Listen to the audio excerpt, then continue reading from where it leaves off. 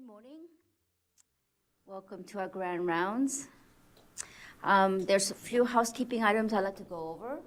The completion of the survey, there is important to maintain our CME accreditation and to continue to deliver appropriate content to you, so please do your best to fill those out.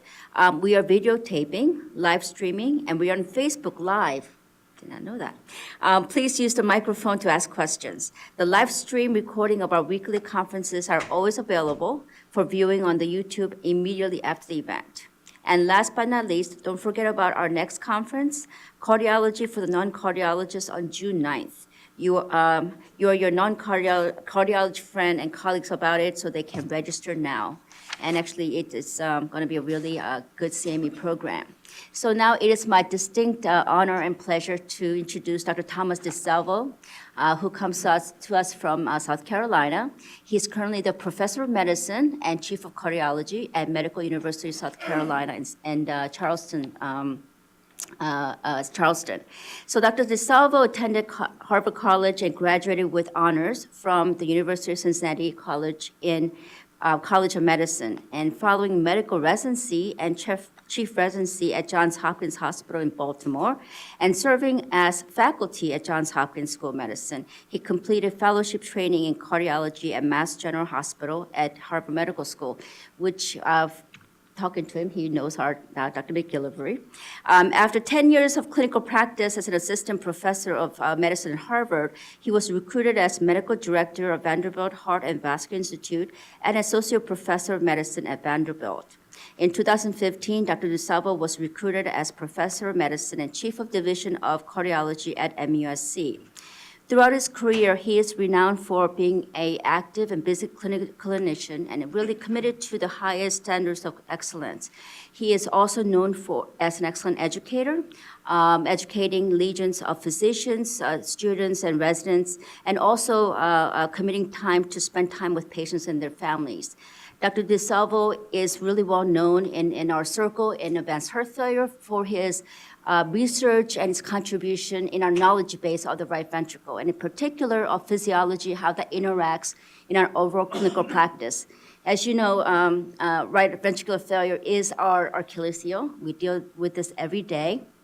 So we are very much looking forward to this lecture to helping us better understand, to bridge the gap in our knowledge of the RV and RV failure. So his talk is Assessment of Right Ventricle, Imaging, Hemodynamics, Implication is Management. Dr. DeSalvo, welcome. Thank you so much, Dr. Park, for that kind and generous introduction. It's wonderful to be here, and I appreciate deeply the honor to present to you aspects of physiology as we get started of the right ventricle and hopefully beyond. You've done a wonderful thing in recruiting Dr. Park and actually Dr. McGillivray, who I worked with closely for over a decade when I was in Boston. So I think the future here is even brighter than it's historically been.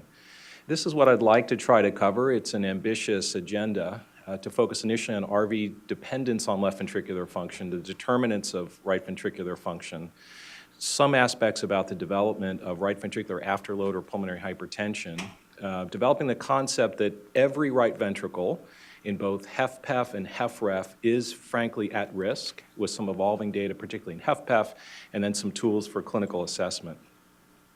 As we get started, it's important to realize that the right and left ventricle have distinct morphologic differences. The right ventricle, shown in blue on the panel to the left, is a crescentic, non-ellipsoidal, configurated ventricle. It has three anatomic divisions: an inlet region, a trabeculated free wall, an apical region, and an outflow tract that has an infundibulum that's highly contractile. Shown in panel B on this slide is as the right ventricle remodels itself, it dilates and assumes a different configuration, as does the ventricle, in this instance of biventricular dysfunction. As we'll develop, all these things have very important implications for the interaction of the ventricles and the right ventricular adaptation to disease. First, important to recognize that there are distinct comparative structure and functional differences. Some of this is belied by the fact that the right ventricle is derived from the secondary heart field embryologically, the left ventricle from the primary field. There's not been much differentiation in basic in vitro experiments between right and left ventricular myocytes. as we'll develop, the structural differences confer distinct functional and anatomic aspects to the right ventricle not shared by the left. First of all, the right ventricle is shown here, has about a fourth of the mass, about a third of the thickness. It develops obviously less pressure because it's designed to do high volume work, very responsive to minute circulatory demand changes with venous return. Its intrinsic systolic function or contractility is about a fourth of the left ventricle under baseline conditions because the resistance is about a tenth, actually, of the systemic vascular resistance. As a result, its stroke work index under resting conditions is lower, and its adaptation is described as to pressure, not volume work. Cardiodynamics are also distinct in the right ventricle. RV contraction is sequential and peristaltic, rather than more uniform, longitudinal, and torsional, which is the case in the left ventricle. The right ventricle contracts from the inlet through the trabecular myocardium to the infundibulum with a delay. As the right ventricular is challenged with pressure or volume overload, it becomes more LV-like, but it never truly adopts the same temporal or contractile wave of propagation that the left ventricle does. There are three separate mechanisms of RV contraction: the free in-wall movement, which is mostly a transverse shortening, if you will, that has a bellows-like effect and is critically dependent, as we're going to discuss, on left ventricular septal position and contractility. The contraction of the longitudinal fibers contributes most to right ventricular ejection. That can be measured in TAPSE and other echocardiographic indices we'll touch on.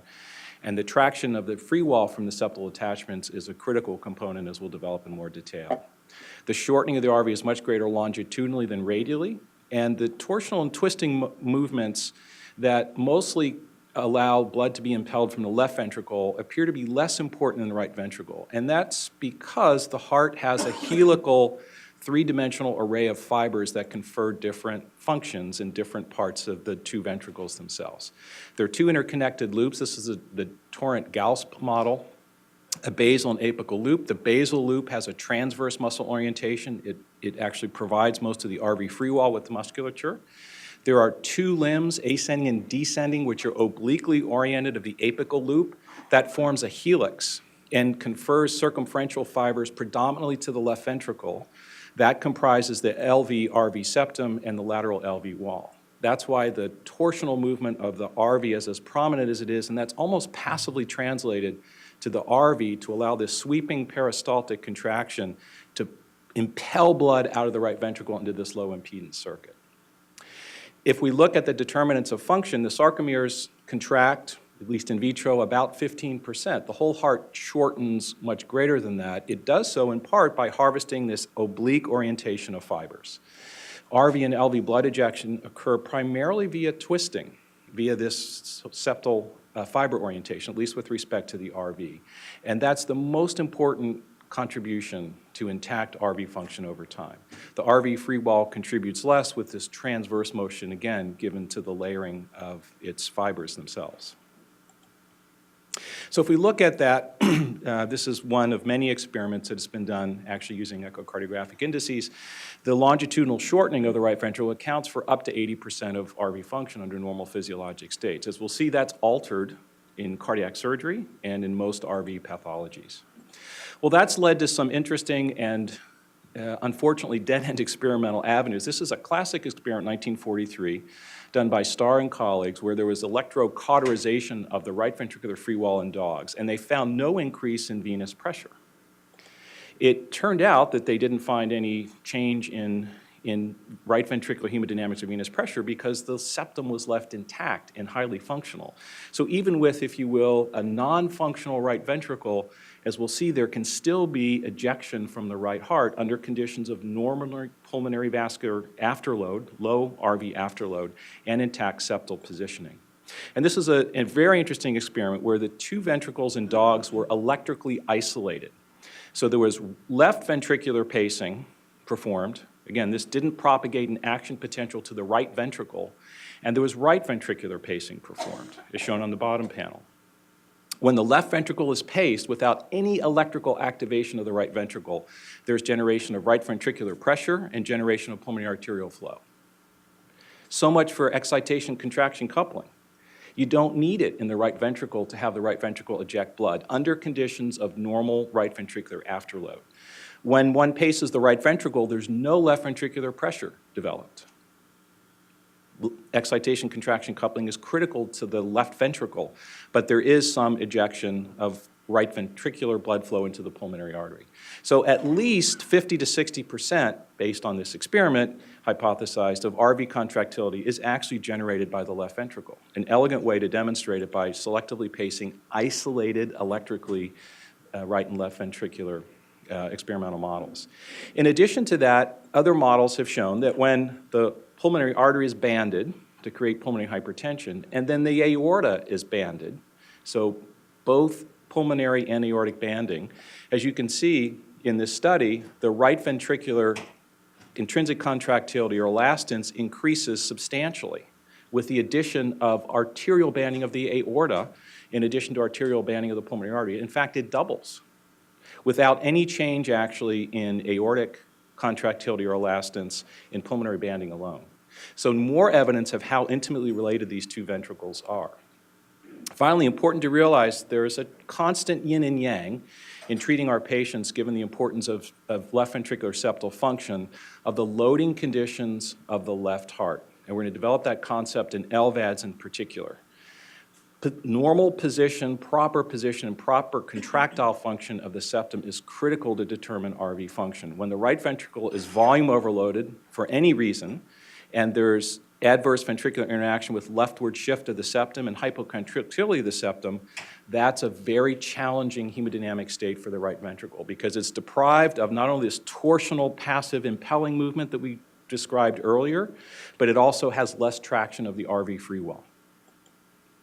So let's talk a little bit about that afterload dependence, and I want to segue after some general comments into some pressure volume loops, particularly for the fellows in the room, because I think it's helpful to drive the concepts home.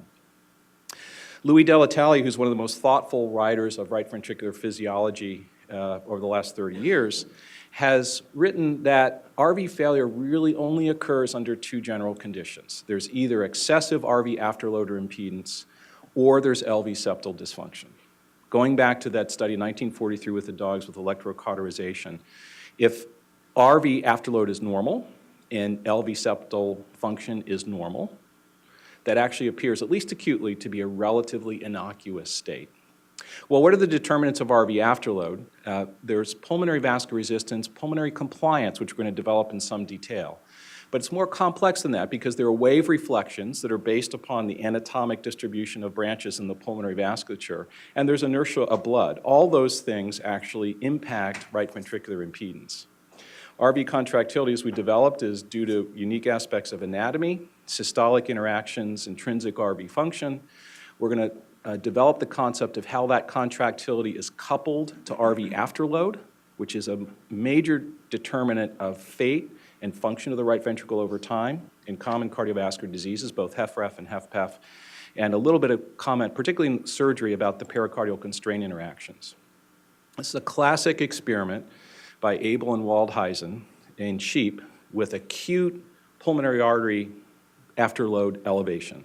You can see that the right ventricle, unprepared, will actually show a marked diminution in stroke volume with a mean pulmonary artery pressure that rises abruptly. Very different than how the left ventricle can compensate. So no surprise, the right ventricle has a fifth of the muscle mass.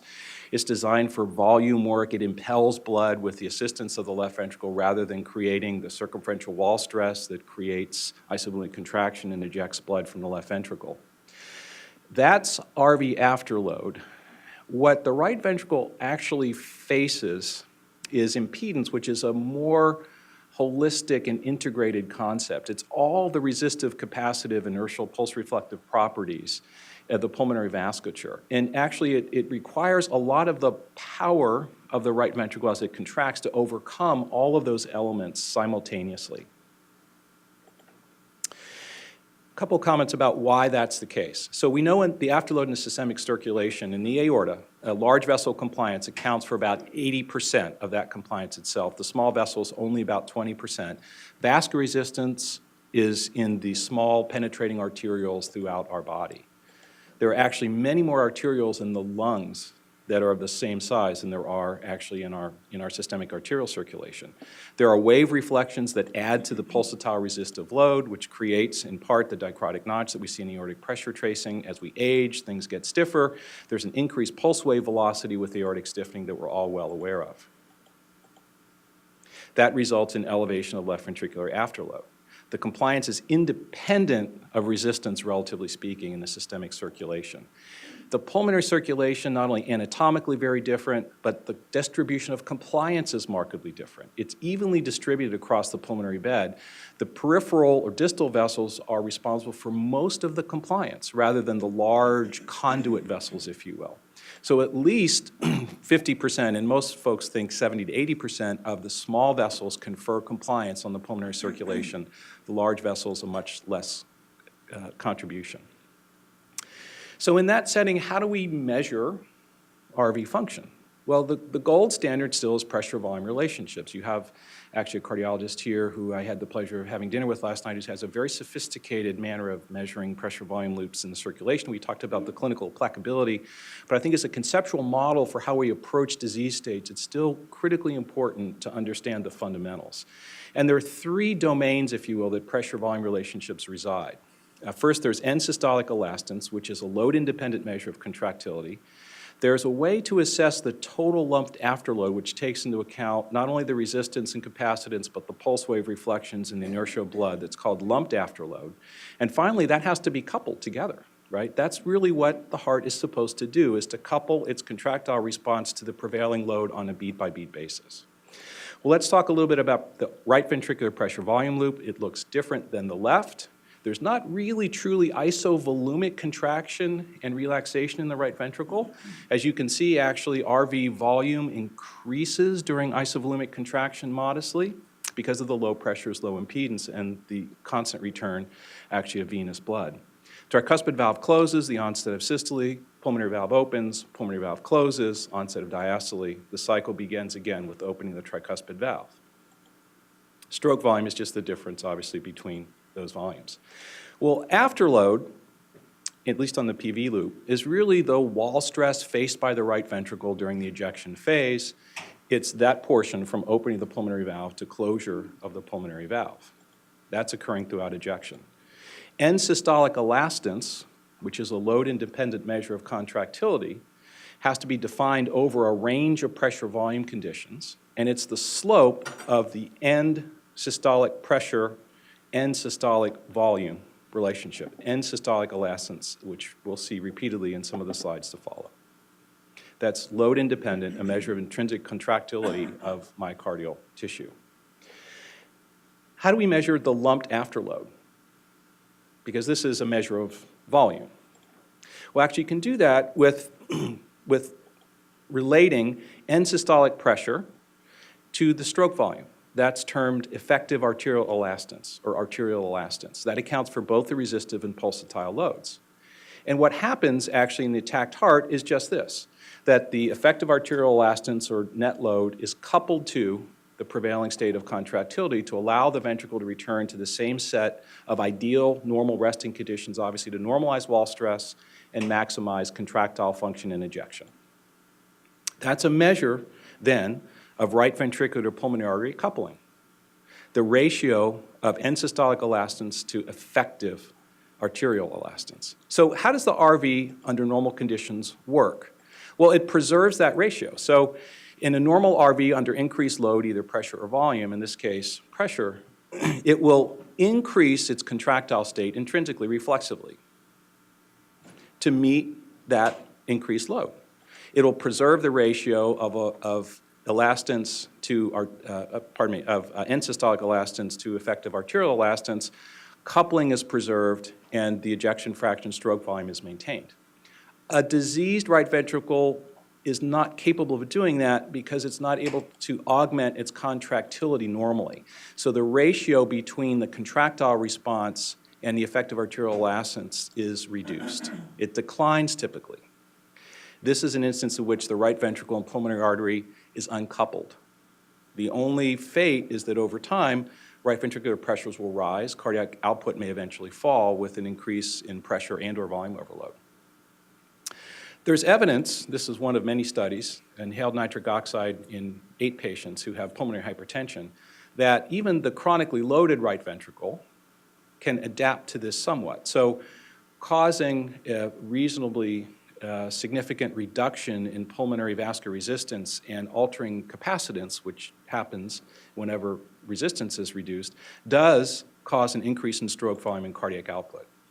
It affects better coupling. So it's one instance of how reduction in pulmonary afterload affects better, more normal, if you will, RV to PA coupling. It also gives us insight into why measures like right ventricular ejection fraction, fractional area shortening, or ejection by echo, and TAPSE are actually also afterload sensitive. We'll develop that in a little bit longer. A critical contribution to pulmonary load is what the left heart is doing. And there's been a lot of actually very important work over the last decade or so remapping the contribution of the pulmonary circulation to the right heart. That's best described as the inverse hyperbolic relationship between arterial compliance and pulmonary vascular resistance. When the wedge pressure, obviously the reflection of left ventricular pressure, is reduced, you can see that the pulmonary vascular compliance increases disproportionately to the reduction in pulmonary vascular resistance. It's been shown actually across pulmonary vascular disease states of diverse etiology that this hyperbolic relationship is preserved. It's just shifted up or down based on left heart filling pressures. Actually, the product of compliance in PVR, the RC time, is relatively invariant across different diseases. What affects it, though, is what the left heart is doing or isn't doing. So how does that affect the PV loop? So this is a right ventricle laboring, if you will, with a pulmonary capillary wedge pressure of 20. The elevated wedge pressure lowers compliance that we just saw. The PA pulse pressure increases, RV afterload is higher than you'd predict from PVR alone. That's the resultant effect on the pressure-volume relationship. And remember, when you inscribe or integrate the area of a pressure-volume loop, that's actually ventricular work. So the ventricle is being asked to do more work. This is another example. This is a patient who has a wedge pressure of 10 compared to a patient who has a wedge pressure of 25. Obviously, the pulmonary artery pressure has to rise. The transpulmonary gradient is the same. The cardiac output is the same. The PVR is actually the same. But note that the work that this ventricle is being asked to perform is twice as great, roughly, than with a wedge pressure within the normal range of 10. How about a mixed picture where there's a combination of volume and resistive load? In the previous example, the PVR didn't change. In this example, the PVR does change. That increases work even further, where to eject a sufficient stroke volume, there has to be an increased augmentation of work towards the latter part of systole. That may correspond to the notch often seen in the pulmonary arterial velocity envelope in patients who have severe pulmonary hypertension. Well, let's talk a little bit about the development of pulmonary hypertension given its important role in both HFrEF and HFpEF. As we know, the most common cause of right heart failure is isolated postcapillary pulmonary hypertension due to left heart failure, either HFpEF or HFrEF. It's relatively uncommon to have pulmonary venous disease, but not uncommon at all to have some component actually of precapillary remodeling with chronic either HFpEF or HFrEF. A lot of evidence to that effect, due likely to decreased nitric oxide availability, signaling, vasodilator capability, overproduction of endothelin, actually some anatomic factors such as compression lymphatics, and the obvious effects as we developed on compliance in the setting of increased PVR. This is just another example, but in a large cohort of patients from Cleveland Clinic, showing that patients, based upon difference in wedge pressure, will have an upward or downward shift of this curve with actually no change, if you will, in the slope of the curve. Those relationships are partially predictive with some clinical utility that gave rise to the hypothesis that these measures may provide prognostic import in patients with heart failure of either reduced ejection fraction or preserved ejection fraction. The compliance is usually measured as the stroke volume divided by the proportional pulse pressure of the pulmonary artery. Well, no surprise that the pulmonary wedge pressure impacts the arterial elastance, the concept we developed previously that is effective lumped right ventricular afterload. So if one plots the pulmonary arterial wedge pressure against the right ventricular effective elastance, you see that there's a relatively linear relationship that is different according to different PVRs. So the higher the pulmonary capillary wedge pressure, the higher the lumped afterload. No surprise there. What's been valuable, this is a recent study published by my colleague at MUSC, Ryan Tedford, and colleagues at both at Hopkins, Mayo, and Northwestern, in about 1,000 patients who had both HFpEF, HFrEF, and mixed kind of etiology of heart failure, is that when you look at the hazard ratio, which is all-cause mortality, there's much more predictive information in those measures of right ventricular lumped afterload, like effective elastance and PAC, than there is in PVR, transpulmonary gradient, and diastolic pressure gradient between the wedge and the pulmonary diastolic pressure. And in fact, the C statistic under the curve for all-cause mortality, again, far superior to those measures of right ventricular lumped afterload. This is a critical determinant then of the fate of our patients who have any type of left ventricular dysfunction. So let's talk about the at-risk RV. The at-risk RV is essentially every RV that's coupled to a heart that has HFpEF or HFrEF. Obviously, the underlying heart failure syndrome may affect the right ventricle. There's a lot of evidence that that's the case in HFpEF and in HFrEF. That can be due to a combination of factors, including ischemic injury, non-ischemic injury in non-HFpEF patients. It's been known for decades, actually, that right ventricular function here as measured by ejection fraction is important in determining the prognosis in patients who have HFrEF. This was one of the better studies done by Guillot et al. In Italy, where there were 4 different quartiles of patients, depending upon pulmonary artery pressure and preserved REF. Not surprisingly, the patients who had a high pulmonary artery pressure and low REF, who have the worst RVPA uncoupling, presumably, have the worst prognosis by far. And no surprise that in a large cohort of patients with HFrEF, low PAC, which means typically PVR higher, is not only associated with RV dysfunction and mortality, but actually determines the overall outcome of a patient.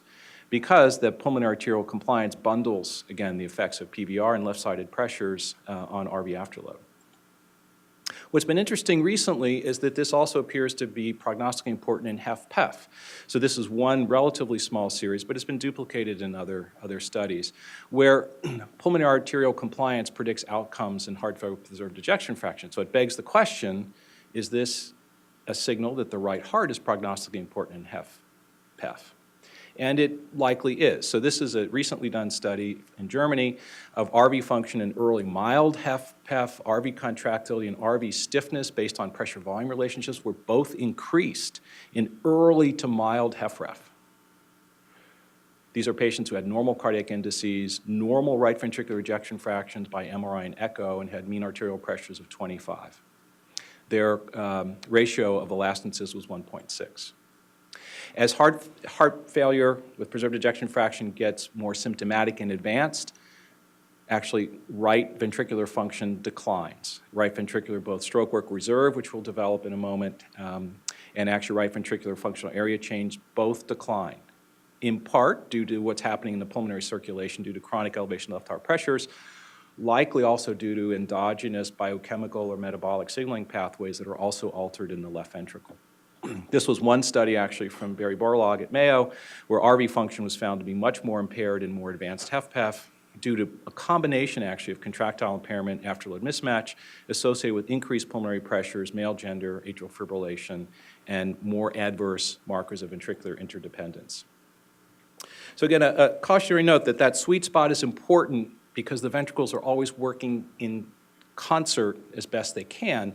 If one is too aggressive in unloading the left ventricle, that can lead to actually a leftward septal shift, a dramatic reduction in septal function, and a less productive part of the Frank-Starling curve. So as clinicians, we wrestle with this on a frequent basis. And I just want to give a couple of examples of where this can be the most challenging. One of the instances is in cardiac surgery.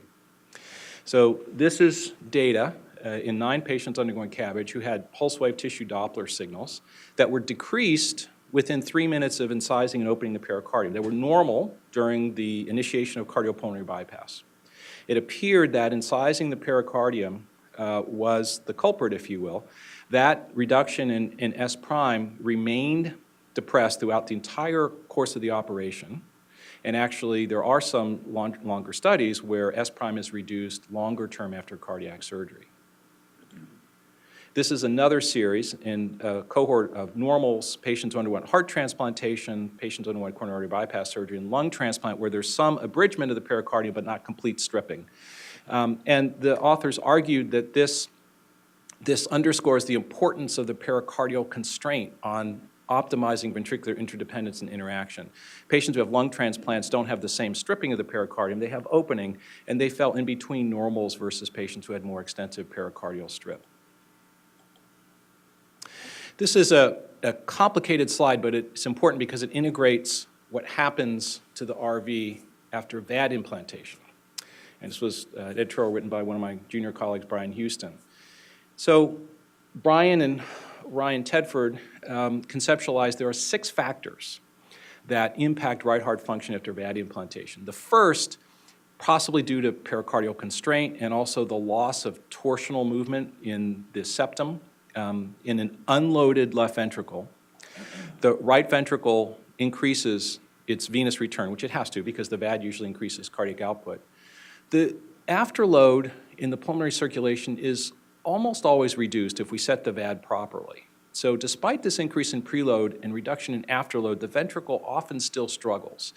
It's thought that it's a change in intrinsic RV contractility that confers that. As shown in 1A here, the normal longitudinal motion post-VAD is markedly reduced, and so the ventricle is more dependent on this transverse shortening that has a finite limit because there's just not enough mass of the ventricle, and it's a relatively inefficient way of impelling blood without that torsional impelling motion you developed early on in the talk. The LV torsional ringing motion, so important to empty the LV, and also the LV is less important because the ventricle now is unloaded. The ventricular volume also reduces itself, the septum shifts. That's adverse often for the right ventricle. The third factor is, again, that the reduction in RV contractility, largely reflecting the reduction in LV contribution, challenges the right ventricle. The LV, contractile performance, declines. That's the whole point of implanting an LVAD. Fifth, there can be constraint of the heart. The heart is suspended from the great vessels. It's designed to twist and lift. That's what causes the PMI, right? When that's lost, there's some incurred mechanical inefficiency to ejection. There's a lot of adhesion and other things that happen, particularly in LVAD implantation, and there's a large cannula that's placed through the pericardium with continuous flow VADs that pinions the ventricle in a way that was never designed. Again, the heart is suspended. It's meant to be freely mobile in the chest. That's one of the ways it adapts in the setting of appropriate pericardial constraint to shifting volume and load. And that's been shown in a different model that's also elegant. This is pulmonary hypertension, but actually it's a Langendorf-like preparation where the left heart is bypassed. It's taken out of the circulation altogether. And no surprise, just like we see frequently in our VAD patients, this is right ventricular pressure-volume relationships. The dark is pre-institution of LV bypass. The light gray is post-implantation of LV bypass. Contractility declines and the ventricle dilates. You can see here that the contractility during LV unloading of the right ventricle declines sharply, as does the stroke volume work. More indication of the importance of interaction. So just to summarize this part of the talk, hopefully we've developed the concept that RV depends on LV function for a significant portion of its function. That's determined by coupling of contractility to load. Left heart failure, either HFrEF, HFpEF, leads to significant increases in RV afterload, and virtually all LV pathology puts the RV at risk. Well, let's turn a little bit to tools for clinical assessment. It's a challenge because of the anatomic complexities of the RV that we've talked about, and because of the load dependence of virtually all commonly derivable and often usable indices of RV function. If we could, we would best measure RV function, actually, in pressure-volume relationships, but that's not quite adaptable yet to the clinic. So we have to rely on best second-generation measures, if you will. RV ejection fraction, we'll talk about each of these briefly, RV fractional area change, TAPSE, the velocity of tricuspid annular motion, and some hemodynamic measures. This is a recent review, and I would recommend all the fellows actually in the audience and the attending physicians read this review. It's well done. It was recently a position paper by the American Heart Association published in Circulation about actually assessment of RV function and treatment. These are the hemodynamic indices that have been developed in assessing RV function. Right heart failure, remember the central venous pressure, upper limit of normal is 8. It's actually recommended now in this algorithm that any pressure above 8 to 12 be considered for therapy, but clearly RV failure should always be considered present in the absence of some other explanation when the central venous pressure, right atrial pressure exceeds 15.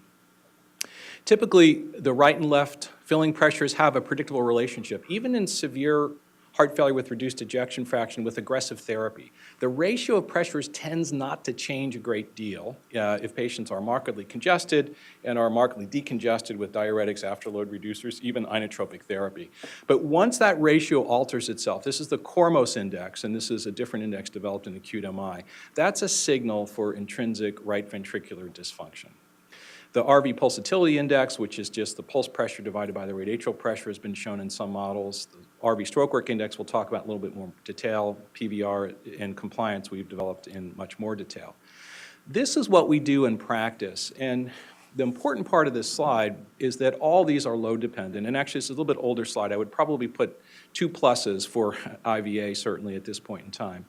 Normal RV ejection fraction around 60% or so, fractional change greater than 32% is normal. They intercorrelate reasonably well.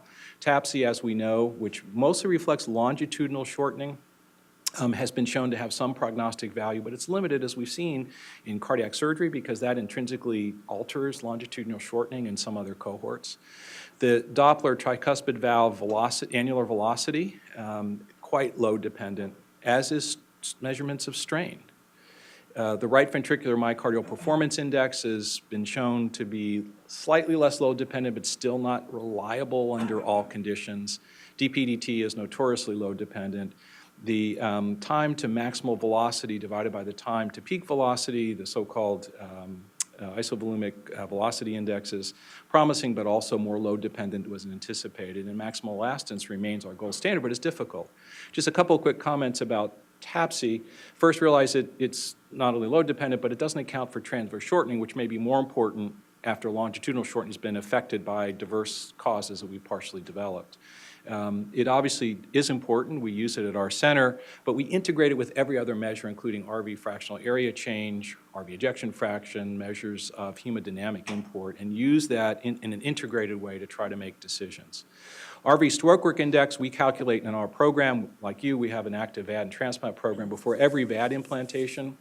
There are innumerable risk models pre-VAD implantation that have been derived, most of which include RV stroke work index. The problem is that none of them appear to perform particularly well because so many things happen both as we've developed in the operation and afterward that even patients who have a relatively preserved RV stroke work index heading into a VAD can get into deep trouble relatively quickly. But it is an important marker.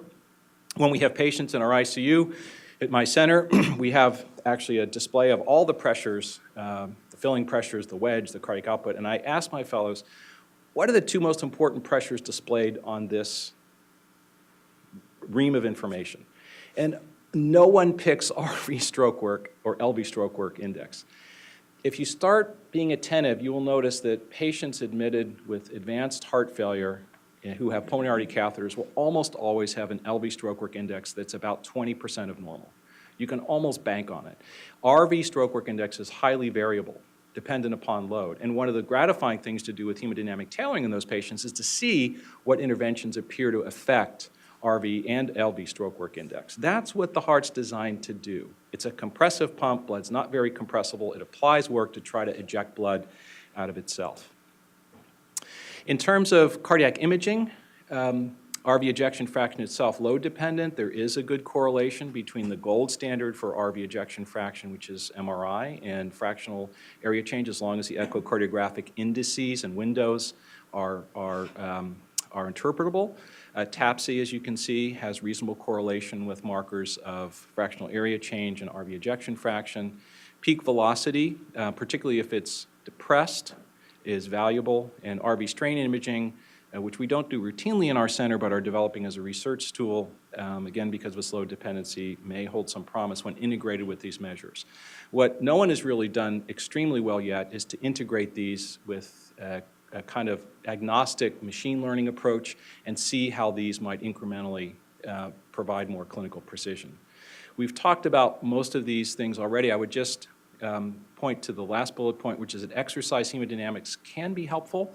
There's increasing literature that RV physiologic reserve that can be measured in a variety of ways, both invasively with differential pressures or actually non-invasively by exercise echo, can be prognostically important. And we'll develop some of the studies here in a minute. Cardiopulmonary exercise testing is not really sensitive or specific, unfortunately, for RV dysfunction, despite having done some work years ago in the field to establish the importance of RV ejection fraction, but there's nothing specific, unfortunately, typically in the results from formal cardiopulmonary exercise testing with peak oxygen consumption that points to right heart failure. Well, let's talk about some of the other indices that are a little bit more palatable. There is value in the ratio of TAPSE to pulmonary systolic pressure as a marker likely of RV reserve. So you can see in this study in a large number of patients from Italy, Marco Guazzi's center, that patients who had the most reduction in TAPSE divided by pulmonary arterial systolic pressure had the worst outcome. It's likely an important marker of contractile dysfunction, if you will, and RV uncoupling that can be done echocardiographically. And we do use that in selected patients. Paul Forfia has suggested a couple of other measures that are obtainable by echocardiography. TAPSE combined actually with notching in the pulse wave Doppler RVOT signal. That's a fairly highly specific sign of increased PVR, and so patients who have primary RV dysfunction will have actually a lowish TAPSE and will have notching. So it recapitulates what was shown actually in the early RV studies of high PVR, low RV ejection fraction in part. This is another suggestion from Dr. Forfia that you can actually match TAPSE to the PVR in patients who have a nearly synchronous right heart catheterization, that there's an expected range of mappability of PVR to TAPSE, and that patients who are unmatched, as shown in panel C here, who have a high PVR but a lowish TAPSE, are those who are most likely to be uncoupled, all the caveats of load resistance notwithstanding. So the gold standard, obviously, as we developed, is PV looping. In these patients, this is what it would look like if we were to do it. We actually do this for research purposes at our center, as you guys do here. But this has yet to translate into clinical applicability, mostly because it's not been shown yet to have a designated effect on a clinical outcome of importance. But it probably does, at least with prognostic predictions. So this is data from Dr. Tedford, that pulmonary volume relationships, again, the relationship of elastances is more predictive than right ventricular ejection fraction, at least in patients with pulmonary arterial hypertension. And there's a lot of interest now in defining right ventricular reserve as yet another prognostic marker.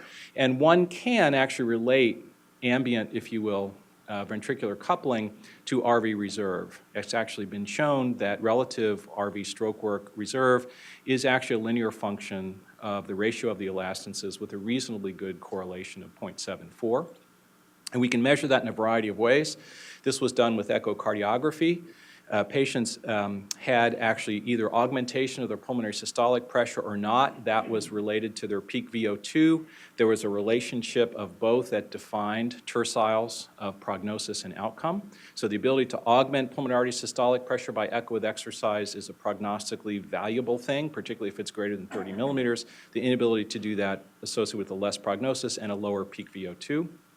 And when you combine both of those factors, so cardiopulmonary exercise testing with echo-derived measures of pulmonary systolic pressure shown in this slide, you get additive information. So if both of those adverse factors are present, if you will, that marks even a higher risk tercile or cohort of patients.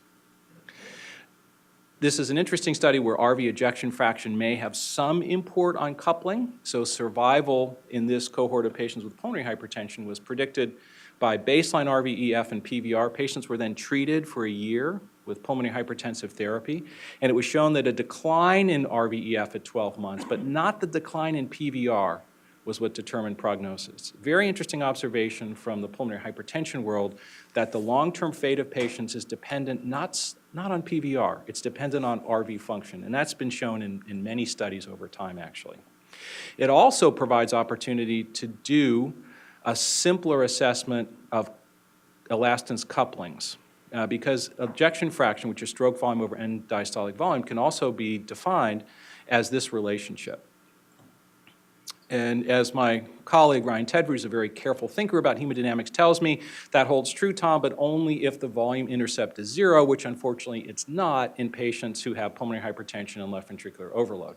So this is still an assumption-laden assessment, but it comes close with the importance of stroke volume over the volume at end diastole as being proxy, if you will, as a measure for RV-PA coupling. And this is another example of the importance of RV function. These are patients who have idiopathic pulmonary hypertension. Again, the patients who had progressive declines in RV function were the patients who did poorly. The patients who don't actually tend to do well with a stable event rate. Again, that's been shown in cohort over cohort. There is some information in RV ejection fraction, it's just limited by load. So to summarize this portion of the talk, our measures of RV function unfortunately suffer from load dependence. They're not yet true measures of RV-PA coupling, but I hope to give some snippets actually of insight into non-invasive ways that RV-PA coupling could be measured. Pressure volume assessment is the gold standard. At some point it will likely be feasible in clinical practice, particularly if we can derive outcomes from it, and RV reserve may predict RV coupling and may have additional prognostic value. Just in 5 minutes, I want to talk briefly about therapeutic considerations, leave a little bit of time for questions. So the cardinal principles are reducing RV afterload, lowering left atrial pressure, treating whatever precapillary component there may be, increasing or at least optimizing RV contractility, optimizing septal function position and ventricular interaction. The recent position statement from the AHA, a somewhat disheartening conclusion that pharmacologic mechanical interventions targeting isolated acute and chronic right heart failure have yet to be investigated. Specific therapies are lacking. So prudent understanding, I think, of the physiologic principles and translation of them on a case-by-case basis is what's critical in this condition. That's why I've tried to develop those concepts in some detail. This is the algorithm that's not only difficult to follow, but somewhat simplistic because this is unfortunately the state of the art, that we optimize preload after we look for other reversible causes. The optimization should be to reduce the CVP to normal whenever possible. Lynn Stevenson did work decades ago at UCLA arguing that reducing left heart pressures to as close to normal as possible and as tolerated in a given patient was always the best thing to do in left heart failure. Likely the same is true in right heart failure. There's not a lot of recruitable stroke work reserve that's been shown in animal models when the CVP is greater than 12 to 15. It just causes more adverse ventricular interaction. So a relatively aggressive recommendation to reduce central venous pressure and right ventricular preload to as close to the normal range as possible, obviously with diuretic therapy and vasodilators as possible, and then a fairly aggressive movement to inotropic support if necessary. Again, can't underemphasize the importance of the left heart and its interaction with the right heart, given this inverse parabolic relationship. So the guidelines, although this is an older slide, is still the case that decreasing passive congestion pulmonary pressures are critical. Guideline-directed therapy, diuretics. Most of the benefits from vasodilator therapy is due to unloading the RV. The studies in pulmonary arterial specific therapies have been disappointing. We're going to review a little bit of that data, particularly in HEF. And so the routine use of pulmonary arterial hypertension agents is not recommended now. This is data from RELAX, which was a well-done randomized placebo-controlled trial in HEF patients, elevated BNPs, typical cohort for HEF. They're randomized to sildenafil versus placebo. It was a completely negative study. There was no improvement in any of the primary endpoints, which was mostly peak oxygen consumption at 24 weeks of therapy. That was despite a reduction in systemic LV afterload, an actual somewhat surprising reduction in LV contractility, perhaps due to the Antwerp effect because of the reduction in load. But even more discouragingly, there was no difference in pulmonary arterial pressure, RV load in a sub-study, and particularly in patients with RV dysfunction who had impaired RV-PA coupling. There were no improvements actually in any of the endpoints in that unfortunate cohort of patients. So these therapies, even in HFrEF, have yet to be shown to benefit the right heart, including PDE5 inhibitors. There have been small studies that there's an increase in hemodynamics exercise capacity. There's really no study that it selectively benefits the right heart. Endothelin receptor antagonists, we know in HFrEF, are associated with adverse effects on hepatic function. They're contraindicated, and none of the other evolving studies have either gained traction or they've actually been shown to be harmful in left ventricular HFrEF. Hydralazine isodil does have an effect on reduction in pulmonary vascular resistance. It's approximately equivalent to nipride. I think all of us exploit that when necessary, but it's difficult for long-term therapy in patients.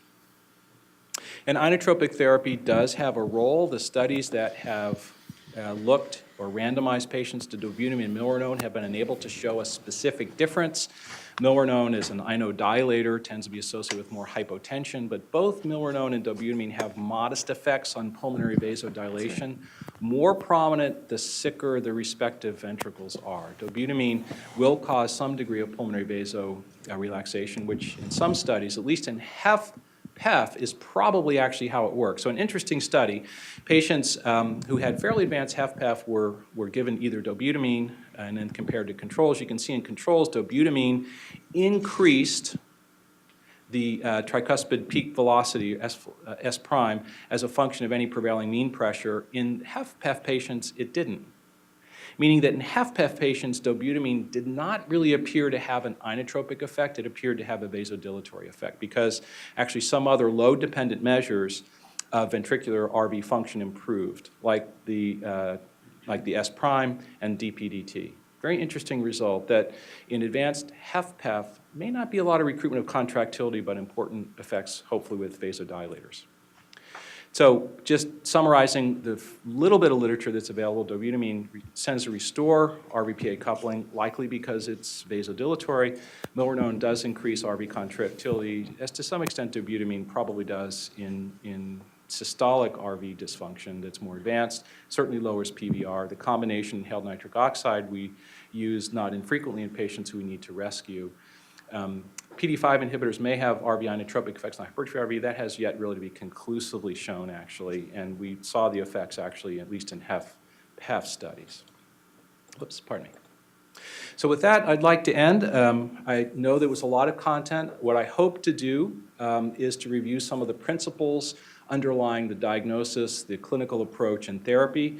These are my colleagues at MUSC. I'm deeply indebted, particularly to Dr. Ryan Tedford, who is here, who joined us 2 years ago, who's one of the world's experts in right ventricular physiology and pulmonary hypertension, who contributed many of the slides to this talk, and to my colleague Brian Houston, who actually wrote the editorial summarizing the multiplicity of effects on RV function after VAD. With that, I thank you for attention and be happy to take a few questions in the few minutes we have left.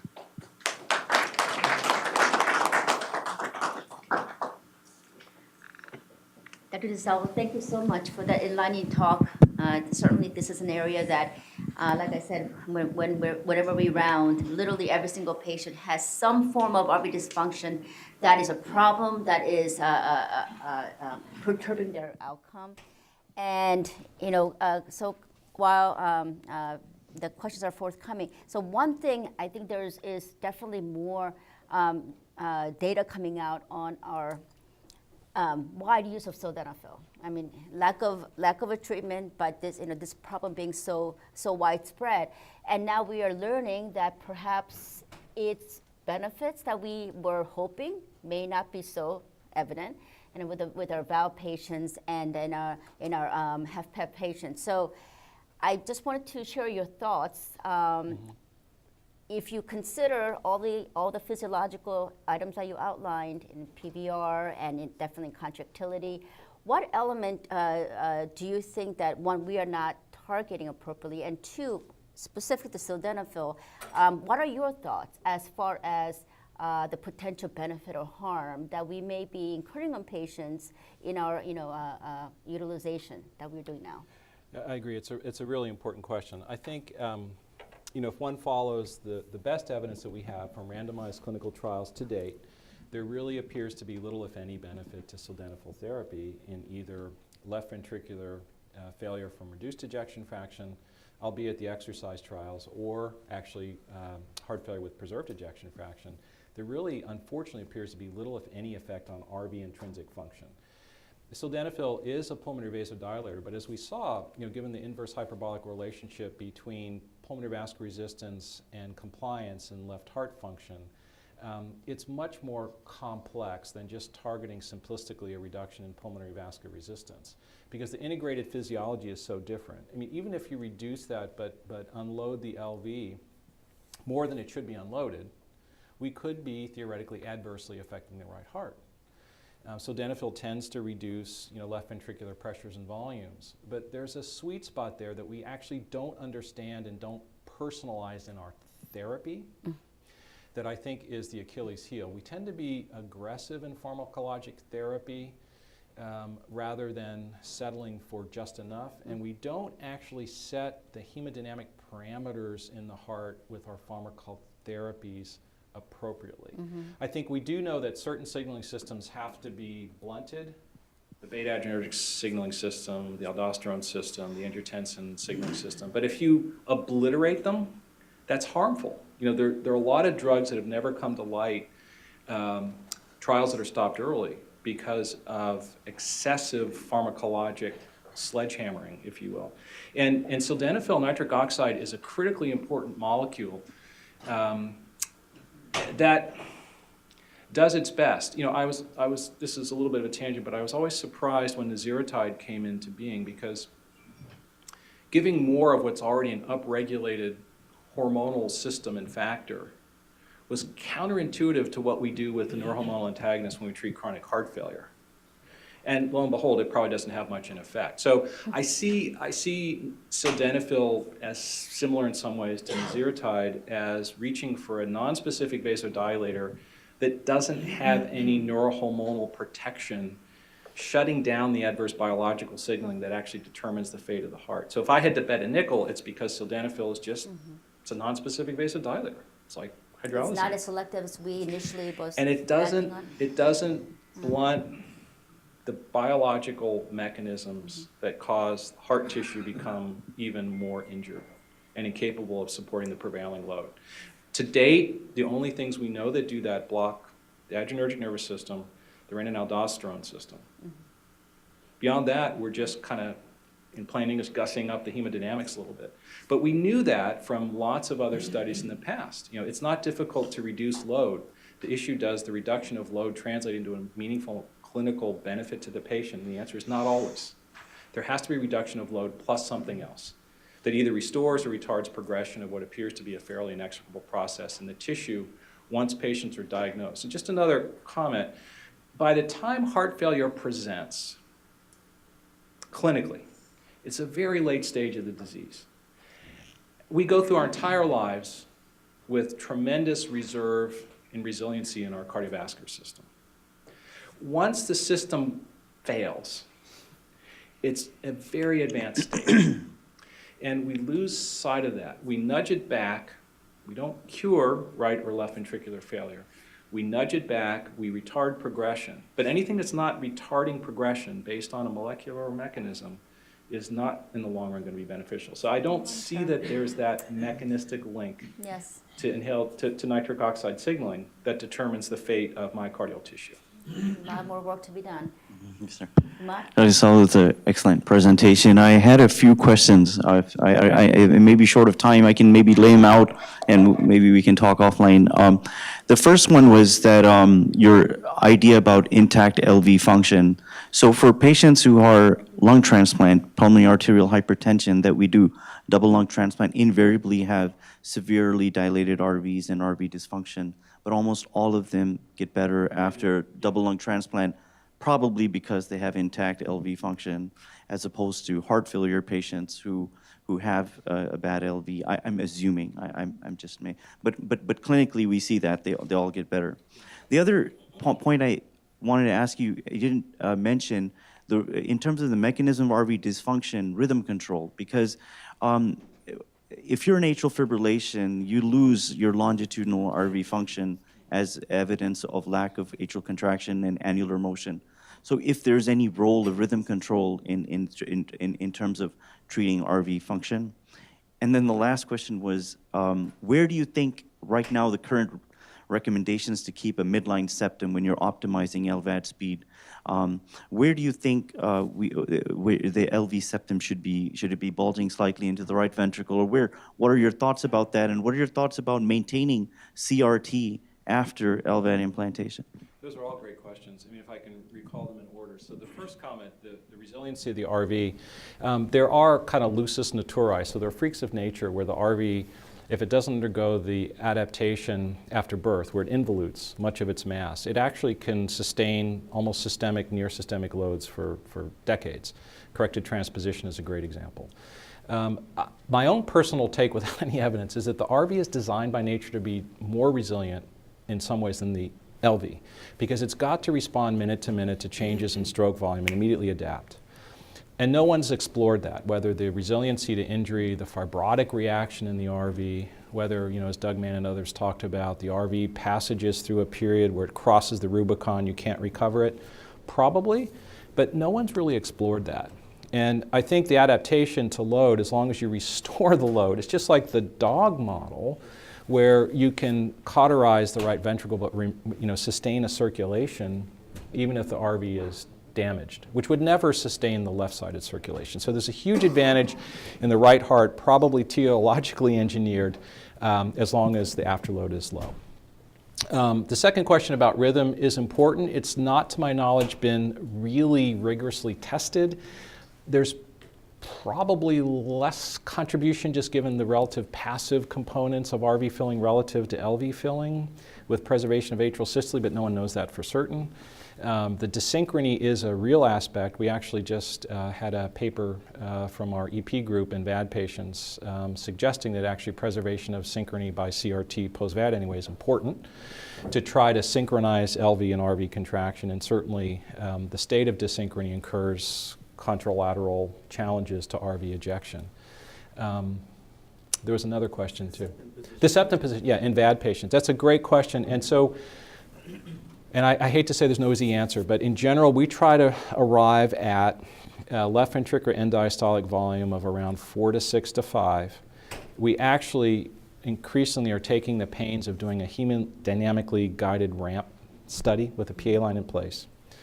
And echo guidance at the same time. It's a little laborious, but I've always been surprised when we do random surveillance right heart casts, up to 25 to 30% of patients are not unloaded with their left ventricles, although they appear to be and appear to be functioning well. They walk around with left heart pressures of 30. Because the heart's not pulsatile, they don't have those incursions of higher pressure and develop acute pulmonary edema, but they're fading and failing, and their right ventricles are at risk. It's actually surprising to me that the long-term RV failure, as poorly described as in the literature, is only about 10 or 15% long-term after a VAD. My experience is a little different, perhaps because of the spectrum of patients that we're implanting. But we've been moving actually much more aggressively to true hemodynamic optimization of LV load, with trying to maintain what we think is the physiologic normal septal pattern. And sometimes we've actually reduced speeds to recruit more contractile function of the septum. So how are you gauging that? You're just looking at septal position, or? Ultimately by the hemodynamic response to the patient, actually, with pulmonary artery catheter guidance. So we actually exercise them and look for the ability to augment stroke work. In cardiac output. Enjoyed very much your presentation. Thanks you. for coming. How come does the right ventricle adapt nicely to gradual increase in pressure as opposed to an acute? Is this all because of normalizing stress and hypertrophy that we can't detect well? Is there some other adaptive mechanisms that we do it that we may not be cognizant of? What's your thoughts on that? That's a great and very important question, actually. So it's clear that the right ventricle, if progressed with a steady, non-acute increase in load, can adapt actually beautifully and sustain, in some patients, even systemic pulmonary arterial pressures without symptoms or overt signs of right ventricular failure. I think both ventricles have that capability, and this is just more philosophizing than data-driven, but actually in utero, the respective ventricles have the same mass. The RV actually is thought to contribute more to the output of the fetal circulation than the LV is, because the LV is not coupled to the pulmonary circulation. And at birth, with the reduction in vascular resistance, things regress. It's built into the epigenetic machinery of right ventricular myocardial tissue. And likely, the reverse can happen to some degree, which if slow load is opposed, some of that neonatal involution actually recapitulates itself. So there's also evidence, although it's not conclusive yet, that the right ventricular cellular hypertrophy is accompanied by fiber orientation rearrangement as well, that optimizes some of the translational movement and some of the compressive force that the ventricle is able to generate. All that's dependent upon normal left ventricular function likely, but there's more plasticity in the right ventricle to adaptation to chronic load. There's plasticity in the left ventricle as well, but the left ventricle is constrained, one, by its volume, two, by its reliance on torsional movement. So it may well be the mechanics give the RV a selective advantage in load adaptation that the left ventricle can't exploit to the same degree. It's more philosophical than data-driven. No one's really looked carefully at that. What I can say, though, that when folks have looked, because I've looked with proteomic differences, genomic differences by RNA levels, even long non-coding RNA, there's not a lot of difference between the ventricles. So my own hypothesis is actually, the heart is a structural primitive organ, and that the structure determines the fate. And because we can't recapitulate embryologic development, there are going to be certain limitations to what either ventricle can do. The molecular machinery is probably fairly shared and uniform. I always think of the myocytes as, boxcars on a long train. They're managed in part by their intrinsic responsiveness to their prevailing conditions. If everyone wants to take a deep dive, one of the most interesting literatures to read is, if you take myocytes out of the heart, how different they are when you put them in a different set of hardness of substrate. You have a different series of contacts. You electrically stimulate them differently. They're very responsive cells to their environment. So once that environment is set and fixed, there's only a certain repertoire of responses permissible. Over time, there's some flexibility in that. And it's probable that the right ventricle has a different and perhaps more fluid ability to adapt to load. Thank you. Thank you. Thank you. Thanks for letting me go over. Oh, gosh. No. I hope it wasn't too much detail and too much No, not content. at It's a all. lot of stuff. No, but that was really great. That was really great. good. Thank you. I enjoyed it. Thanks, Bill. Good to see you. Good to see you. How are you You were on doing? the call yesterday too, I think, or a day before the GE thing. Yes. Yeah, I know. I was sitting through hours. So, yeah. Then we had to hear a lecture from HCA. I'm like, I know. I thought, what the heck was that? I sent a text to Jack. It was I a said, paid "What is this about?" advertisement. I'm like, what is this? An Yeah. advertisement? Yeah. I'm like, come here, right. You guys have competition here too, right? With Not HCA. the HCA is, We have is two more HCA periphery as hospitals a- breathing down is- our necks. Is more periphery. They don't have anything in the Yeah. medical center. Yeah. So they're, they Well, are we'll all talk around. maybe privately. The one MUSC cardiologist who they touted.